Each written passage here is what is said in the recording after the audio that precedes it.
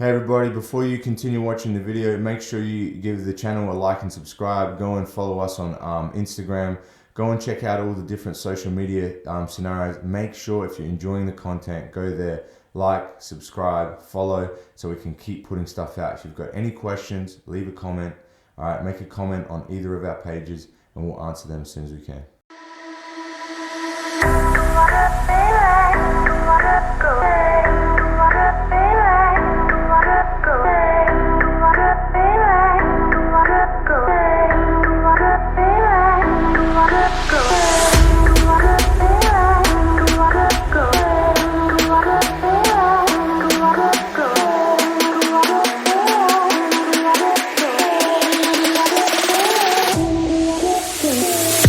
Dude, I just want to ask something that's slightly different, like on the same kind of point of view, but like I've struggled with this, probably Eduardo struggled with this at some point, you probably struggled with this at some point.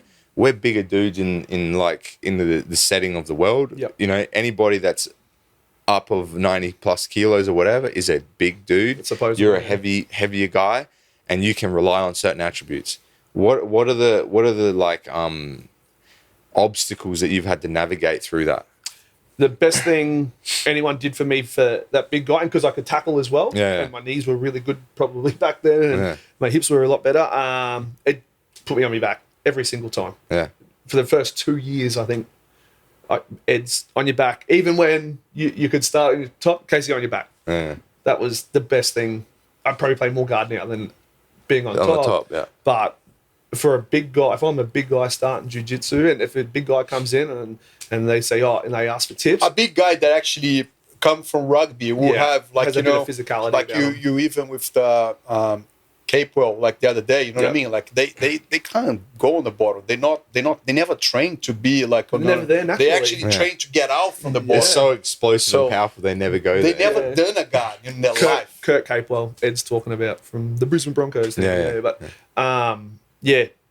just being on my back for those first 2 years, being a white belt, starting me blue belt. Yeah. And even now, I still, if I'm a bigger guy doing jiu-jitsu, and I'm rolling with anyone that's even probably my size or smaller, who are not as skilled as I am, even if they are bigger, I will start on my back. I will pull the guard. But when I first started, you'd start on your knees and you'd have this stupid little wrestle to try and get on top. And I think back to that and go, you idiot. That was one of my, things you look back on and you go, I wish I didn't know that. I wish I knew what I was doing a little bit then. But that big guy, because I always say to the little guys, you're naturally going to go on your back. And that's why littler guys generally get more, they're more technical than the bigger guy. Yeah, I talked about this in some other podcasts too, is like, generally speaking, people play to their strengths. Like if you're a strong guy, you're going to use power. If you're a flexible guy, you're going to use flexibility. If you're a guy that's quick and elusive, you're going to use that. You're going to try and run around people and whatever. Yeah. Regardless of the attribute, it doesn't make you better at jiu-jitsu. You already had that before you came here.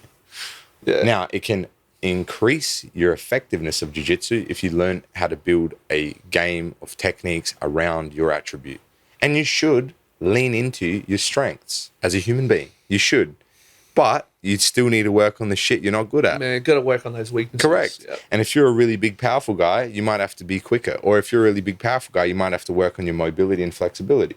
But you still lean into your strengths. Well, you naturally going to do that anyway, and you should seek to But I think you have to learn first. Yeah. The problem is like using strength, doing the wrong, like nothing valid. Of course, that's the point that we're kind of saying. You kind of step back a little bit. But like, how do you understand what you're trying to achieve? Then, of course, your strength is. That's what I'm trying to ask though. Is like, how do you navigate as a guy that can just rely on strength? Because the problem is for a lot of dudes that are powerful and strong, they will just rely on that for about 3 or 4 or 5 years, or however long, or 2 years, or however strong they are, until it doesn't work anymore. And then they go, holy shit, I don't do jiu-jitsu anymore. This blue belt means nothing. Screw this. I'm going to do kung fu. Whatever, right? How do you navigate that early on and understand that, like, man, this shit ain't going to last? That's a good coach. You cannot rely on that. That's a good coach, and understanding and trusting the people that, like I said, it just threw me on my back. This is funny, man, because it's like always the same underlying things coming up all the time. Doesn't matter who you talk to, it's always the same stuff. And Bruce talked about this. It's like, if you want to improve in certain things, find a good mentor.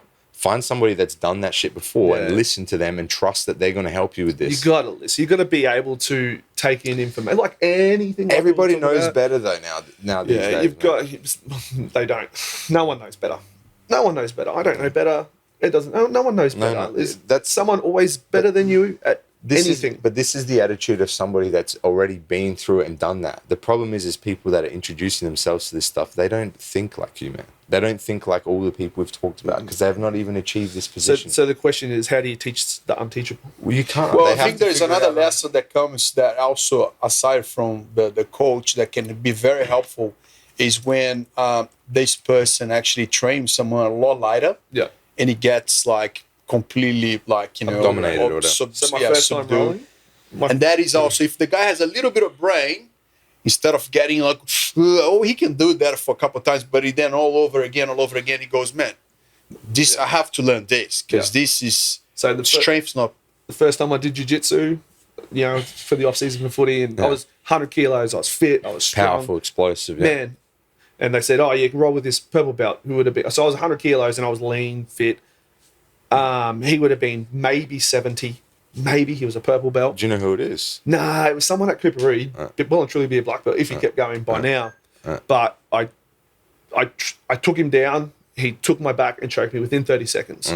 And that was number one most humbling experience of my life. And again, that drive home thing going, that guy legitimately killed me. Like, that was me dead. You know? And I looked at him and I dismissed him. I'm like, I'm going to smash this guy. You kind of learned through experience, right? Yep. You learned through experience that I need to, that's how most people learn. Most people learn through experience. Most people are so stubborn and full of their own view of themselves that they can't actually see anything past their own nose, man. Until you experience things that go, wait a second. I don't know shit, man. I need to start listening to people. So that's one way to trust the process. Yeah. Is there any other ways that you can get people to trust the process without them just experiencing life? Or is that the only way people can learn, man? Like, this is the thing. I think there is a small percentage of people, a very small percentage of people, that will go and listen to other people's points of view and recognize what they've done and look at them and recognize that it's congruent and go, yeah, this guy is talking the truth because look at his life and everything he says is exactly what's happened in his life. I'm going to listen to that. I think this is important that I trust this information because I can verify it based on everything that I've seen. I think I'm going to agree with this. I'm going to do that. Why is that so difficult for people? I think, I think people are going to start to get better about this. I think right now, for example, on the internet, you have people teaching different subjects, like a lot of people teaching. There are people that actually have been done the hard yards, understand, have the expertise. And people just like charlatans, like you have it everywhere. You always had, but now they're also there, trying to. But I think because the internet's still a very new like thing that taking like becoming so much powerful right now. Just globalizes access people for everybody. will be better at judge soon. They'll be able to kind of like, oh, this guy, man, look, they'll check more. You know what I mean? I do a lot more checks now, like on everything that I used to do. Like, I'll try get more reviews when I go to even a restaurant or a hotel. I'll try, and I'm not one person that tell me something. I'm gonna go through it and review and kind of filter, be able to filter better information. I never look at the one-star reviews. Because there's always an agenda there. Oh man, I saw one in a hotel. Not many one-stars. I saw one in a hotel in Thailand, which by the way, I love the hotel because it's a very good price, and etc. This guy was like, I swear God, man, this is a 1-star. Everyone loved the hotel, man. This guy said, the water on the tap takes long time to go through the hole, and I'm like, man, what the fuck? These people got nothing better to do. There's 5 pools in a hotel, man, right at the beach, man. Like, bars, swimming bars, I just want to comment on what you said before. Is like, got a chronometer. People are gonna improve on that and all this stuff. I don't agree with that because you're somebody that's experienced a lot of stuff through life. You're somebody that's exposed yourself to all these things, and that's why you have that perspective. I think it's silly to compare the way you view things is the way other people view things, because I have had that problem with teaching jiu-jitsu my whole life, man. I expect people to understand jiu-jitsu the way I understand jiu-jitsu. Yeah, right. Yeah, it's not possible, man. Unless they've done the shit that I've done, unless they've dedicated the amount of time that I've dedicated to this shit, they're never going to understand that. So that's why I'm going to like kind of rephrase my question. Like, I'm kind of glad to hear that. How do you kind of like, how do you, as a human being that doesn't understand this stuff, that doesn't know what to look for, how do you find trust in the process as a human being that is not aware of these things? You can learn through experience, 100%. That's probably the best way for everybody. Just like you've learned. It's whether you accept to learn.